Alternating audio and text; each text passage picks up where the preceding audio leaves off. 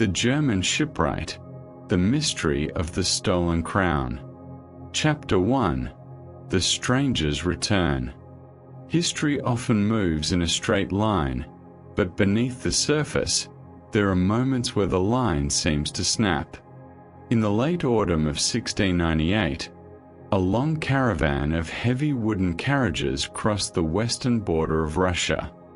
Tsar Peter I was returning from his 18-month journey through Europe, an unprecedented diplomatic expedition known to history as the Great Embassy.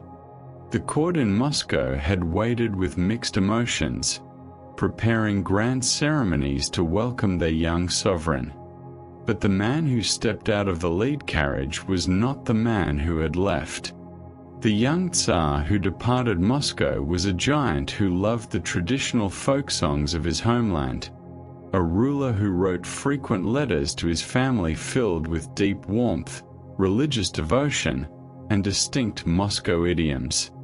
He was a leader who habitually dressed in the elaborate, flowing robes of the ancient boyars and took part in every Orthodox ritual.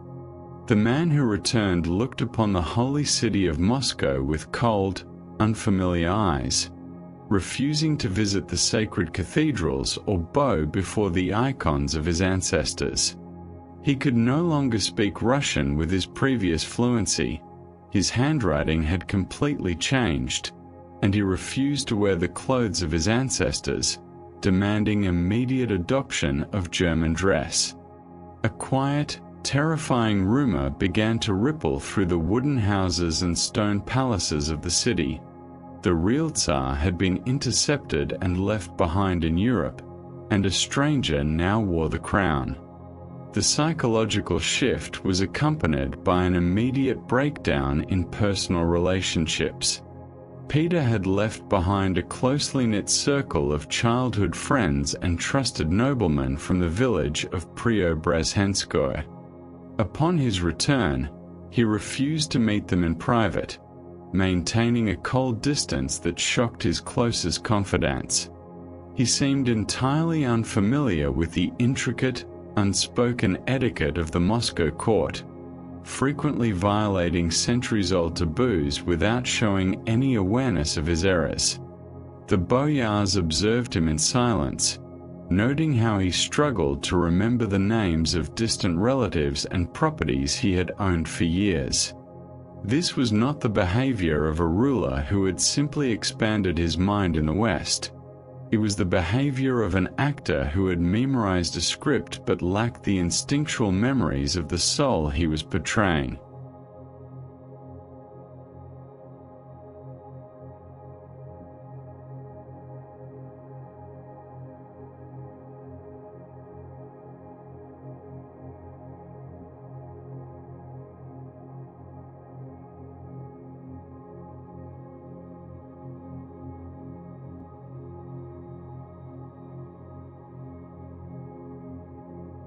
Chapter 2. The Physical Transformation. To understand the depth of the mystery, we must look closely at the physical anomalies that baffled the royal court and the Kremlin physicians. When Peter left Russia at the age of 24, he was a healthy, exceptionally tall young man, standing nearly 6 feet 7 inches, with a robust, broad-shouldered build, round facial features, and thick, dark hair. He was in the absolute prime of his physical life, possessing an unblemished complexion and a confident, upright posture. The man who returned from the West was noticeably, unnervingly different. Though still remarkably tall, his shoulders were narrower, his chest was flatter, and his face appeared longer, older, and marked by a distinct, violent nervous tic that no one in Russia had ever seen before. He returned with a chronic, deeply entrenched physical affliction, tropical malaria, a disease that was practically impossible to contract in the northern climates of Russia or the specific regions of Western Europe he was documented to have visited during his official itinerary. The medical records of the era show that this form of malaria was common among sailors who cruised the coast of Africa and the deep Atlantic, but entirely foreign to a Moscow prince. Even more confounding were his hands and skin. The true Peter had spent his youth practicing traditional crafts in landlocked environments. His hands were rough and calloused from basic carpentry and metal forging. The new Tsar possessed the heavily weathered skin of a career mariner. The specific callus on his palms and fingers matched those of a man who spent his life pulling heavy, rough rigging on Western ocean-going vessels, not a monarch who practiced carpentry as an occasional hobby. Furthermore, the new Peter was missing a notable birthmark on his left shoulder that had been documented by his childhood tutors, and a small, permanent scar on his right hand from a childhood hunting accident had entirely vanished, replaced by smooth, unblemished skin.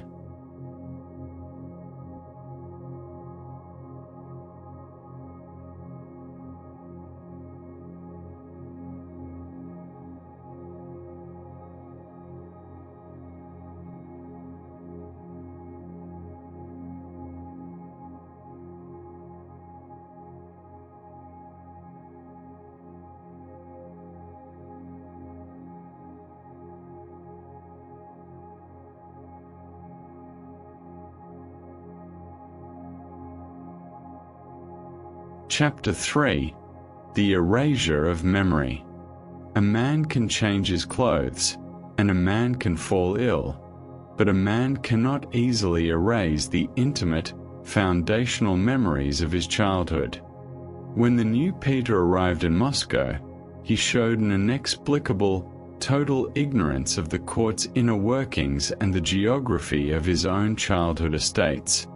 He repeatedly asked for directions within the Kremlin walls, spaces where he had run and played since infancy. Before his journey, Peter had been deeply attached to his half-brother, Ivan, and his sister, Sophia, despite their political rivalries. He possessed an intimate knowledge of the factional politics of the Miloslavsky and Narishkin families. Yet, upon his return, he actively avoided his old friends and treated his closest relatives as dangerous strangers, refusing to grant them private audiences. He seemed to have entirely forgotten the secret nicknames and jokes shared with his childhood companions in the Preobrazhensko regiment, staring blankly when these memories were invoked to test his reactions. The letters he wrote after 1698 bore no stylistic, linguistic, or structural resemblance to the extensive correspondence he had maintained since his youth. The rich, idiomatic Russian language of his earlier letters, filled with specific theological phrases and local metaphors, was replaced by a stiff, broken style, heavily influenced by German and Dutch syntax. He began using foreign idioms translated literally into Russian, making his written orders sound bizarre and unnatural to his ministers. It was as if the mind of the Tsar had been entirely wiped clean, replaced by the intellect of a foreigner who had memorized only the barest historical outlines of Peter's life but could not replicate the natural language of his thoughts.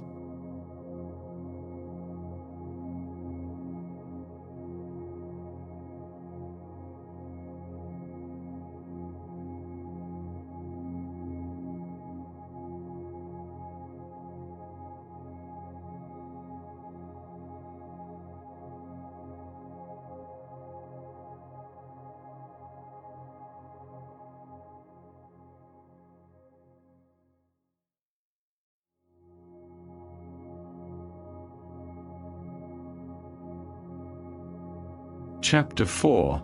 The Vanishing Entourage. The Great Embassy was not a solitary journey undertaken by a lonely traveler. Peter traveled with a massive, carefully selected entourage of over 200 people, including trusted Russian nobles, childhood friends, soldiers, and high-ranking officials like Alexander Menshikov. If a substitution took place in the heart of Europe, a haunting question demands an answer. How could such a monumental deception be hidden from so many eyewitnesses? The secret archives of the journey reveal a dark, highly troubling pattern of attrition. As the embassy moved deeper into Western Europe, away from the familiar borders of Poland, the composition of the group began to change rapidly. Several high-ranking Russian nobles suddenly died of mysterious, fast-acting illnesses or were abruptly sent back to Russia on isolated, highly urgent diplomatic missions that kept them away from the Tsar.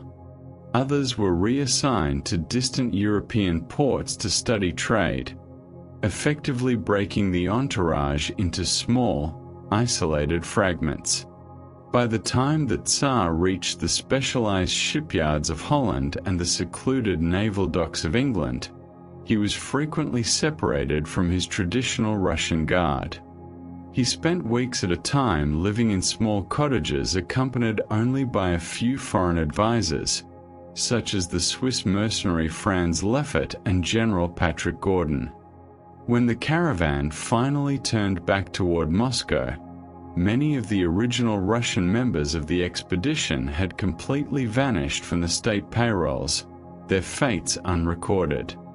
They were systematically replaced by foreign officers, engineers, doctors, and sailors who owed their positions and their loyalty entirely to the new version of the Tsar, forming a protective wall of silence around the leader.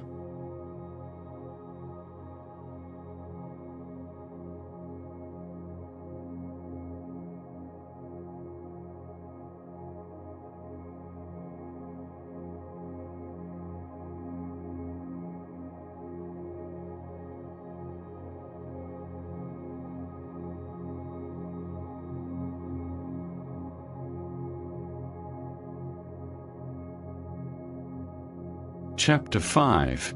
The Banished Court. The most telling evidence of a state secret lies in how the returning Tsar treated those who knew his face, his body, and his voice best. A man who has nothing to hide does not destroy his own family the moment he crosses his own border. Immediately upon his return, before he had even entered the capital city of Moscow to greet his subjects, Peter issued an absolute, unyielding order from a distance. His wife, Tsarina Eudoxia Lopukina, was to be removed from the palace immediately and forced into a distant, heavily guarded monastery.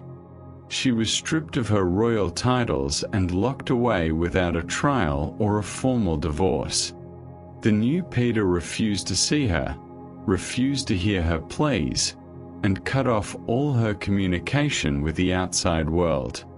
Eudoxia had done nothing to warrant such a brutal betrayal, except for one undeniable fact. She knew the true Peter intimately, including every secret word, every physical feature, and every private habit. Soon after, his sister Sophia was locked away in a convent under permanent military guard, forbidden from speaking to visitors without an officer present. The old nobility, the powerful boyars who had watched Peter grow from an anxious child into a tall prince, were systematically stripped of their ancient administrative powers, executed for treason, or banished to the freezing edges of the empire. The court was rapidly cleared of everyone who possessed the authority or the memory to look the Tsar directly in the eyes and declare to the world that he was an impostor. The old Kremlin became a ghost house, repopulated by foreign faces who asked no questions.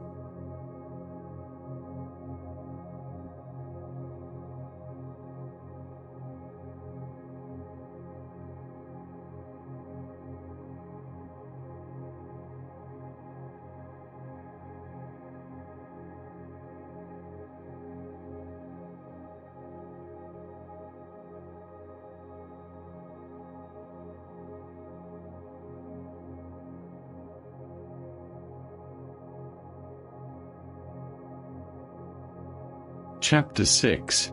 The War on Tradition. For centuries, Russia had lived by a sacred, immutable rhythm. The length of a man's beard, the cut of his coat, and the structure of the calendar were not merely matters of fashion. They were deeply tied to the Orthodox faith, the cosmic order, and the soul of the nation. The true Peter, despite his intense interest in Western technology and weapons, had always respected the religious foundations of his state, taking pride in singing in church choirs. The man who returned from Europe launched an immediate, shockingly violent assault on these foundational traditions. At his very first assembly with the nobility, he personally brandished a pair of heavy shears and began cutting off the long, sacred beards of his noblemen, mocking their tears. He ordered the immediate burning of traditional Russian garments, forcing his court to adopt uncomfortable French and German dress. Most radically, he abolished the ancient Russian calendar, which dated from the creation of the world, and replaced it with the Western European Julian calendar, effectively erasing thousands of years of perceived spiritual history with the stroke of a pen. To the deeply pious Russian people, this was not modernization. It was the deliberate, calculated work of an outsider who despised their culture and wished to humiliate their faith. Old believers and common citizens began to whisper in the markets that the true Orthodox Tsar had been killed or imprisoned abroad by the heretics, and that a German or a Dutchman had been sent back in his place to destroy the spiritual independence of Holy Russia from within, turning it into a Western colony.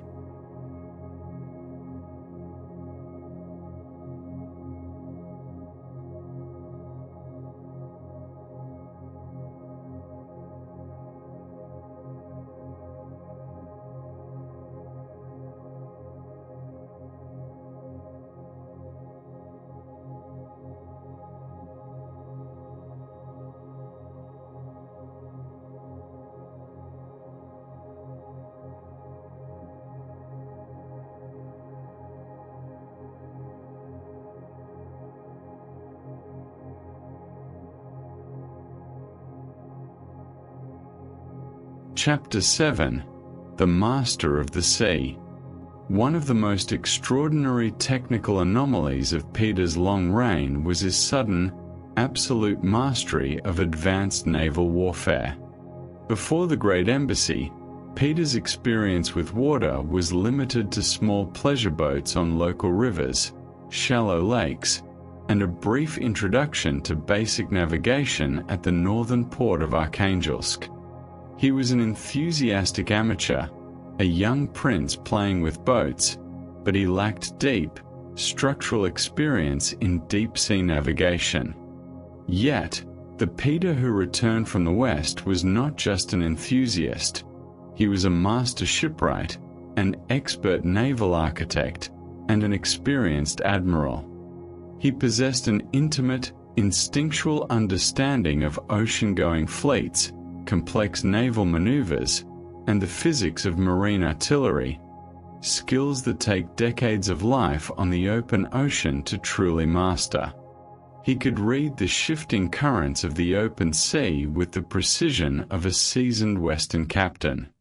He immediately turned his back on Moscow, a landlocked city protected by ancient stone walls, and sacrificed tens of thousands of human lives to build a new capital on the swampy, inhospitable shores of the Baltic Sea.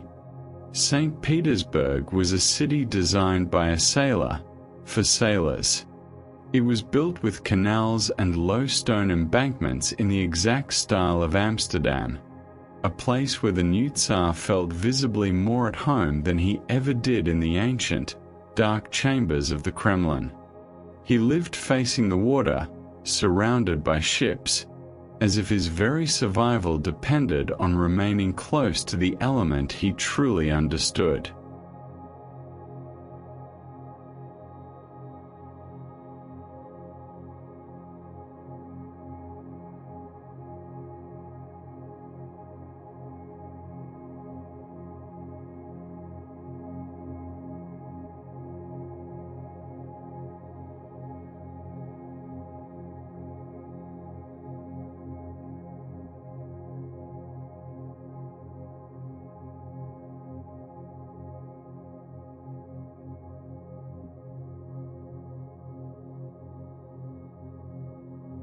Chapter 8: The Suppressed Rebellions.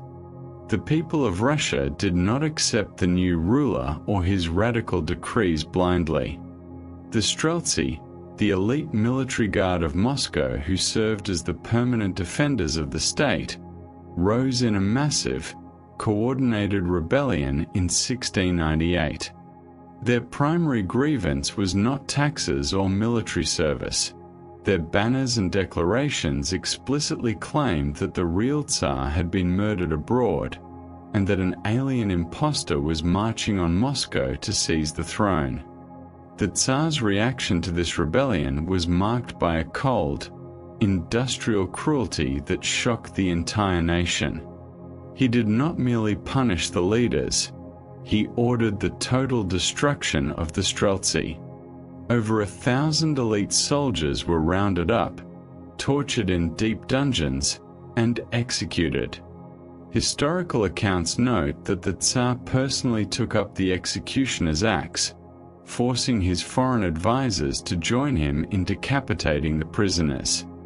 The bodies were left to hang from the Kremlin walls and rot in public squares for months, a terrifying warning to anyone who dared question the identity of the sovereign.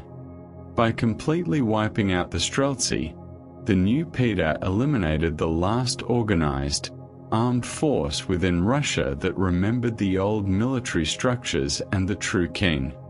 He replaced them with entirely new regiments, trained exclusively by foreign mercenaries, wearing Western uniforms, and swearing allegiance to a new, secular state apparatus. The old guard was buried in mass graves, and with them, the last armed witnesses who could have led a movement to expose the deception.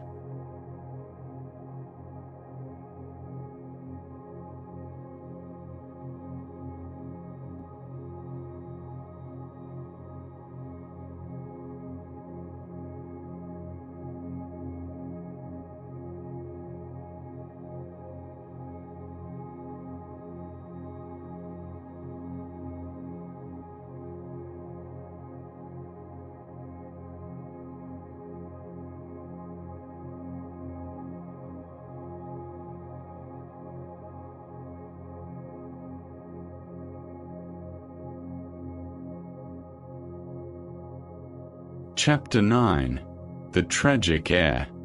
The ultimate, darkest tragedy of the substitution theory falls upon Peter's son and rightful heir, Tsarevich Alexei.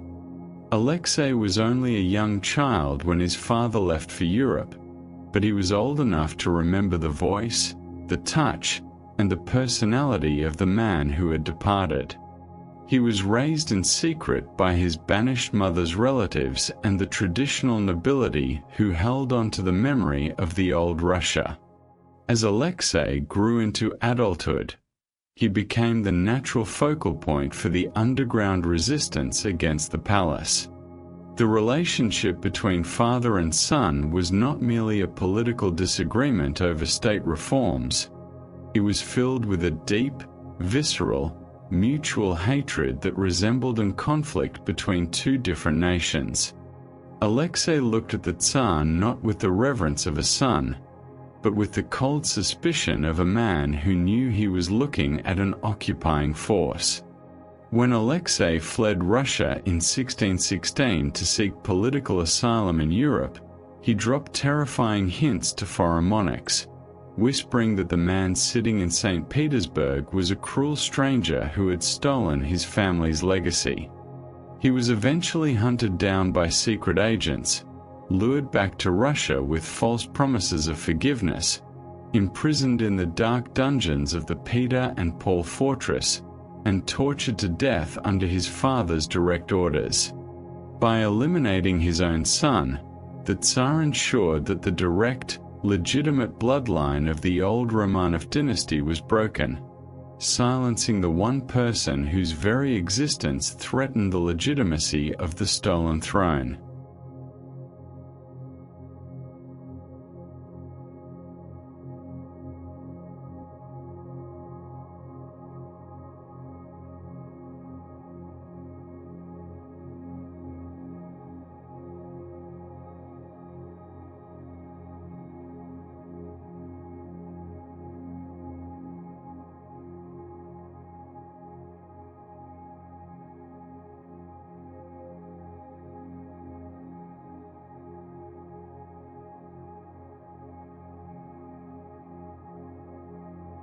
Chapter 10.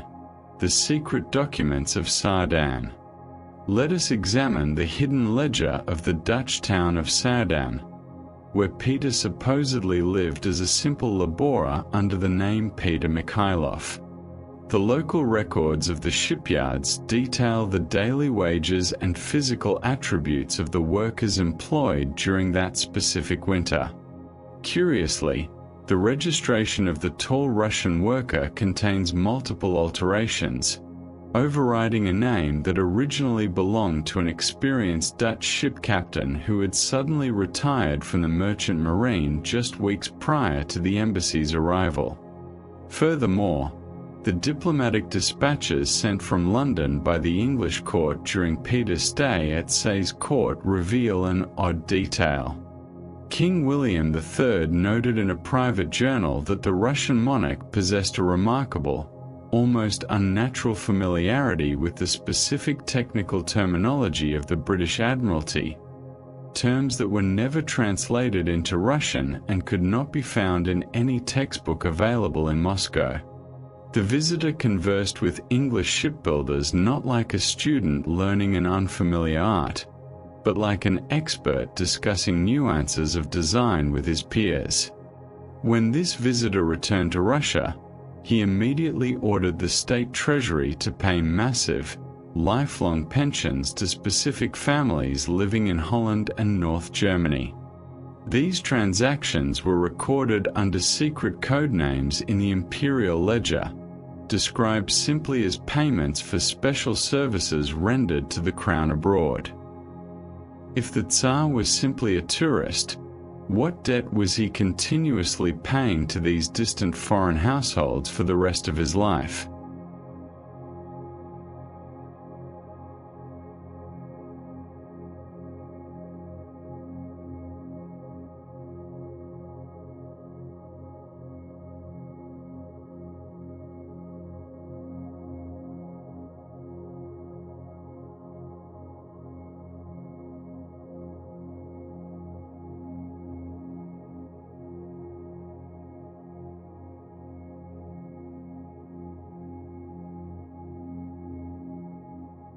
Chapter 11.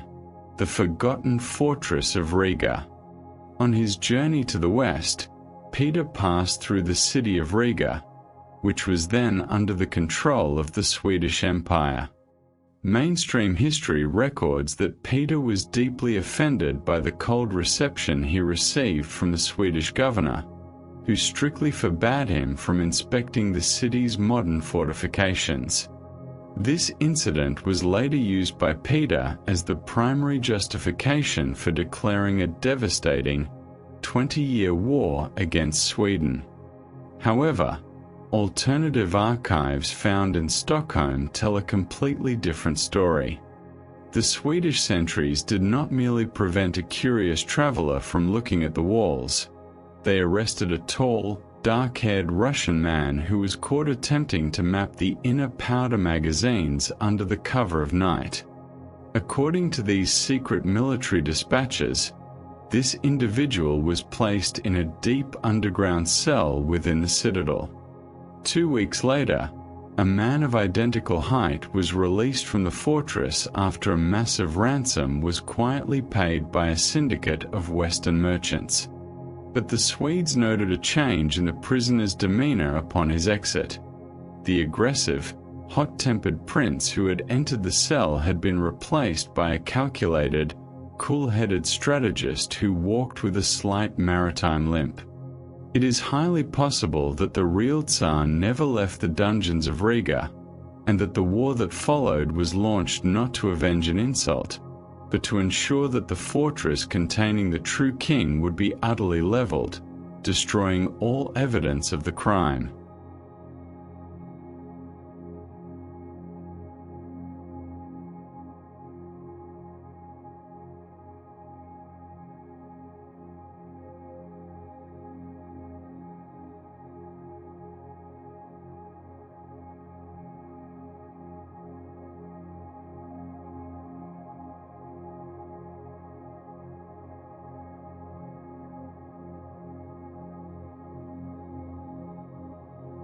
Chapter 12. The Architecture of Estrangement. When the new Peter designed St. Petersburg, he did not just build a city, he built a fortress against his own people. The layout of the Winter Palace and the surrounding administrative buildings revealed a profound architectural paranoia. Unlike the old palaces of Moscow, which were open to the boyars and the public for traditional petitions, the new structures were designed with deep defensive perimeters, escape tunnels leading directly to the water, and isolated private quarters accessible only through a single, heavily guarded corridor. The Tsar surrounded himself exclusively with the Lefort regiment and foreign guards who did not speak a word of Russian. If a common soldier or a curious citizen attempted to approach the Tsar to speak to him in the old vernacular, they were instantly detained by the secret police, known as the Preobrazhensky Prikaz, and subjected to harsh interrogation. The state archives from this period are filled with thousands of cases of word and deed. A legal process where citizens were tortured simply for saying that the Tsar did not look like his old portraits or that he spoke with an accent. A legitimate ruler, confident in his heritage, does not create an entire state apparatus dedicated solely to punishing people who comment on the shape of his nose or the sound of his voice. The very laws of early 18th century Russia were rewritten to protect a profound secret of identity.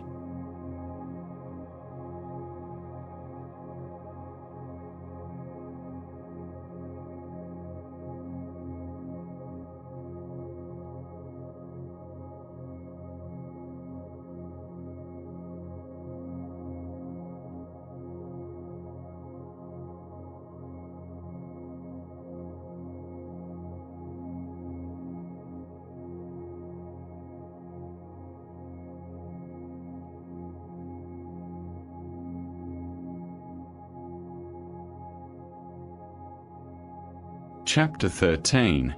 The Great Linguistic Failure.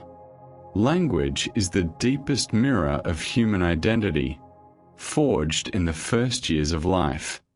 Before 1697, Peter's official decrees and personal logs were written in a distinct style that combined Church Slavonic with the rough, vibrant vernacular of the Moscow marketplace. He used specific, traditional Russian metaphors about the land, the soil, and the protection of the true faith. Upon his return, this linguistic footprint disappeared completely.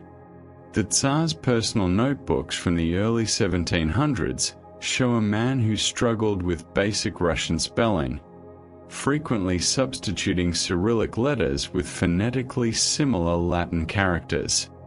His syntax became structurally Germanic, using the verb at the end sentence structure common in Low German and Dutch dialects. Even more striking was his sudden inability to read ancient church texts. During state religious ceremonies, the new Tsar stopped reading the traditional gospel segments aloud, a duty that every previous Tsar had performed with pride. Instead, he delegated this task to the Patriarch, claiming that a throat affliction prevented him from speaking loudly in church. In private, his foreign doctors noted that he spoke fluent, accentless Dutch when drinking with sailors in the port taverns, yet his spoken Russian remained slow, deliberate, and carefully measured, as if he was translating every sentence in his head before uttering it to his subjects.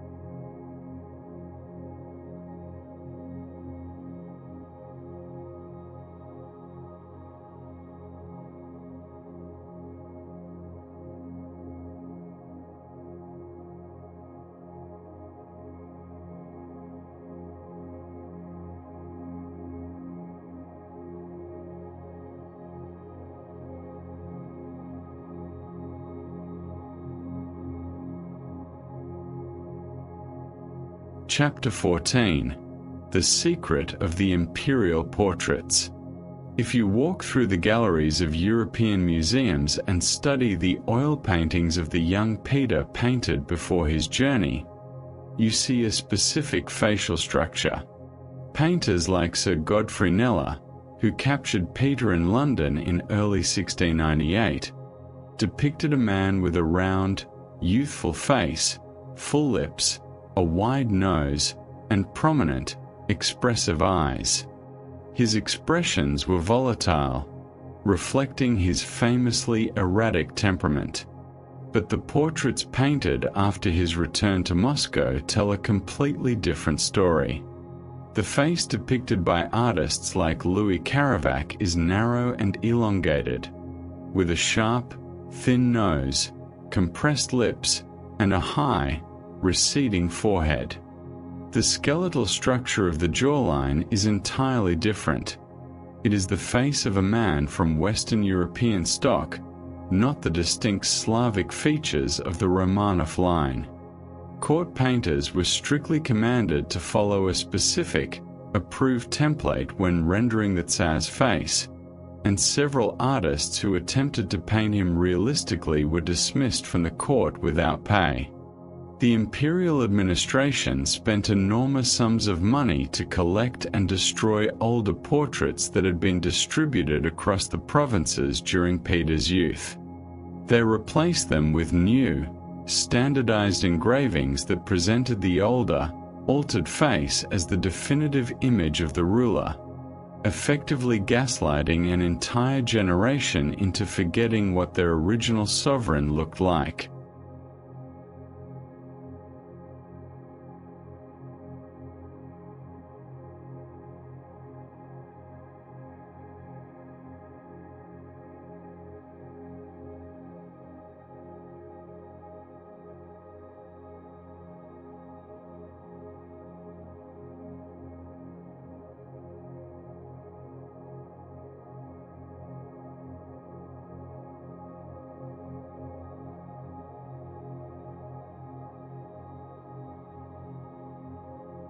Chapter 15. The Isolation of the Dynasty. A radical political substitution requires the isolation of the state from its historical allies. Before the Great Embassy, Russia's foreign policy was focused on forming alliances with Orthodox kingdoms in the Balkans and maintaining traditional ties with the old European houses. The goal was the protection of the East against Western expansion. The new Peter reversed this geopolitical trajectory overnight. He cut off support for the Balkan Christians and focused the entire energy of the empire on aligning Russia with the Protestant maritime powers of Holland, England, and Prussia. He married his daughters and relatives exclusively to minor German princes, effectively filling the future Romanov bloodline with foreign blood. By tying the Russian crown to these small Western principalities, the new Tsar created a dependency network. These German states provided a continuous stream of advisors, administrators, and military officers who took over the running of the Russian government. The old boyar families, who had served as the balance of power for centuries, were completely sidelined. Russia was no longer ruled from its historical heart. It was governed by an imported elite who viewed the native population not as their people, but as a conquered labor force to be exploited for Western-style expansion.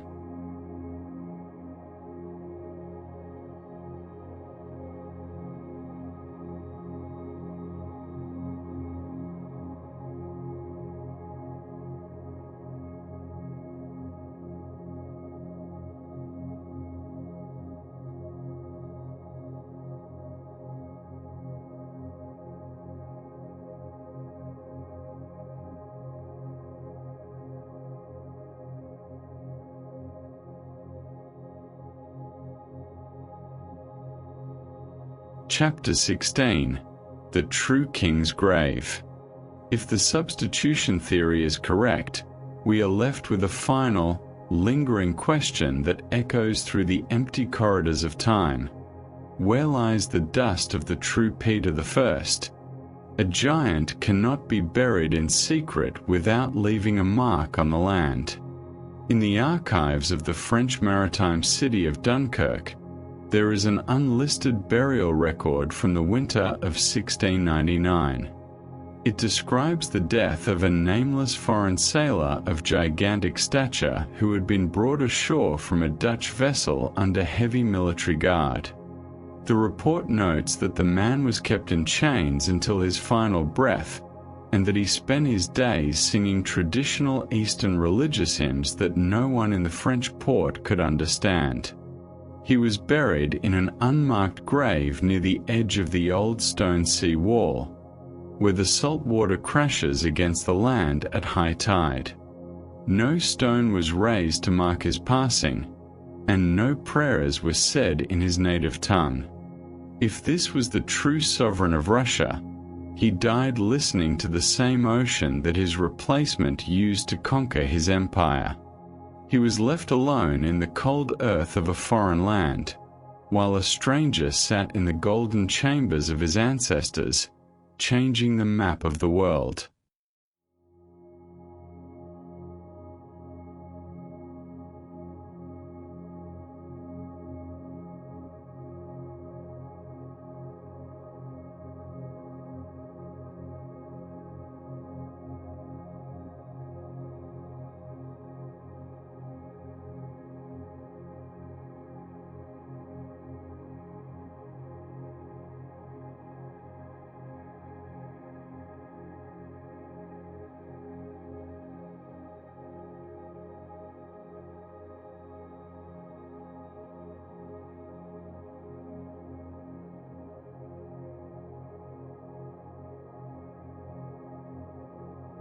Chapter 17.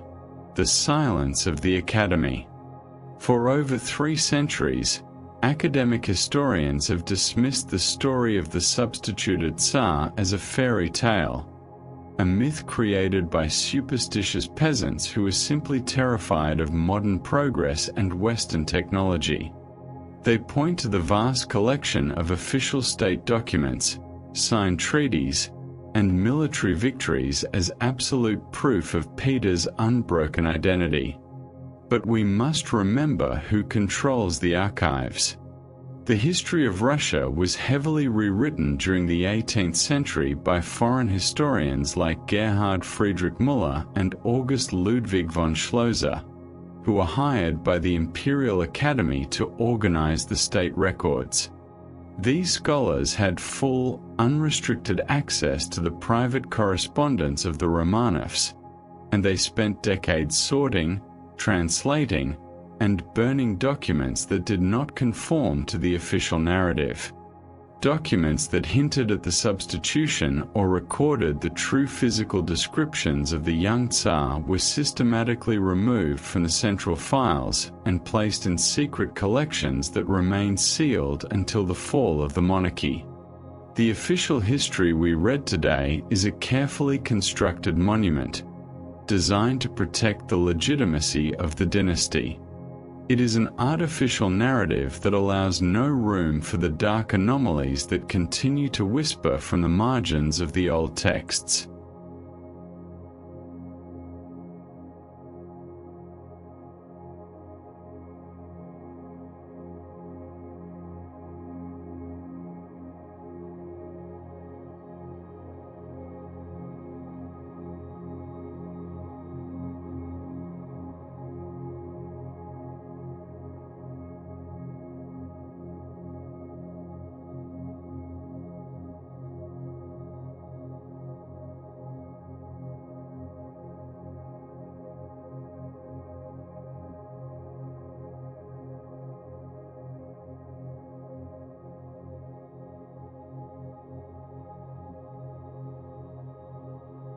Chapter 18.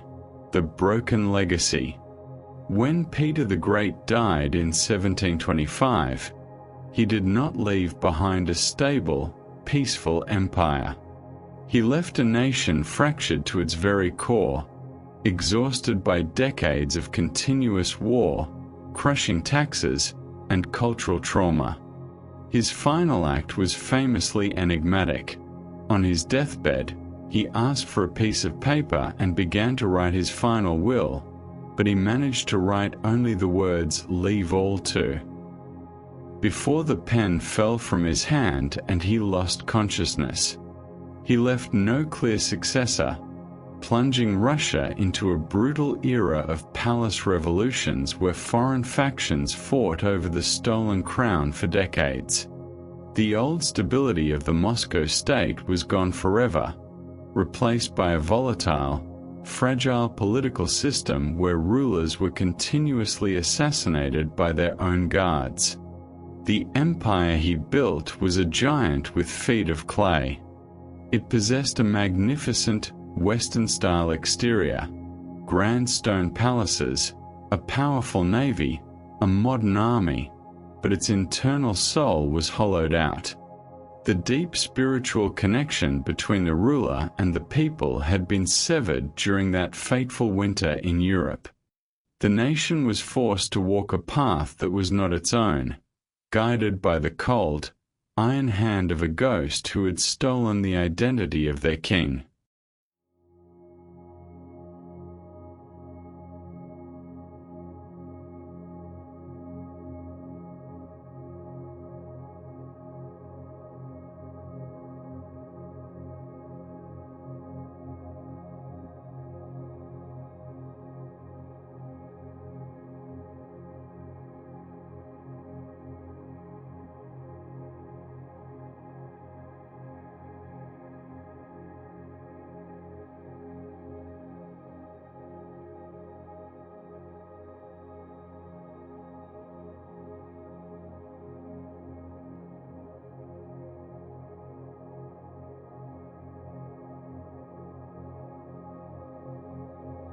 Chapter 19. The Persistence of the Shadow. The story of the stolen crown is not merely a curiosity of the past. It is a lens through which we can understand the deep, enduring contradictions of history. It reminds us that power is often a performance, a grand illusion maintained by force, theater, and the systematic erasure of memory. The rumors of the substitution did not die with the Streltsy or the tragic Prince Alexei. They survived for centuries in the remote villages of the Russian north, among the old believers who refused to accept the state church, and in the secret journals of independent thinkers. These people knew that something fundamental had changed in Russia at the turn of the 18th century. A shift so profound that it could only be explained by a secret swap at the highest levels of power. As we look back at the grand tapestry of that era, the shadow of the German shipwright remains visible for those who choose to look closely. He stands behind the stone walls of St. Petersburg, a giant figure looking out over the grey waves of the Baltic, watching the world he created with the cold, satisfied smile of a master craftsman who pulled off the greatest deception in human history.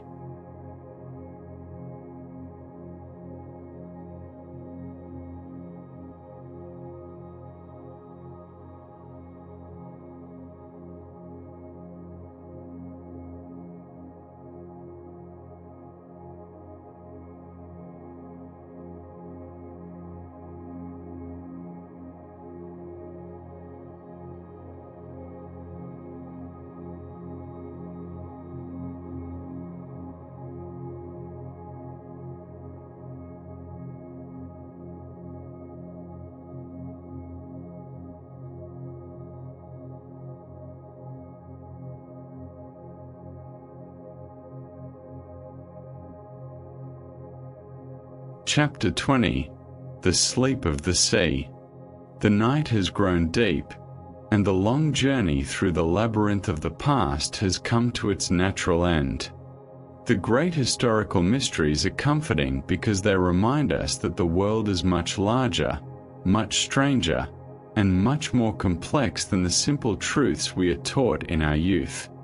Whether the real Peter died in a French prison, a Swedish dungeon, or simply vanished into the crowded streets of London, his true monument is the silence that guards his memory.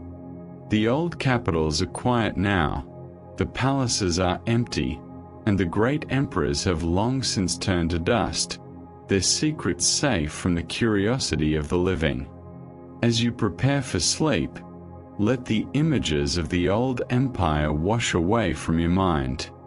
Picture the dark, still waters of the Neva River, the soft snow falling over the stone palaces of St. Petersburg, and the profound peace that time brings to every tragedy.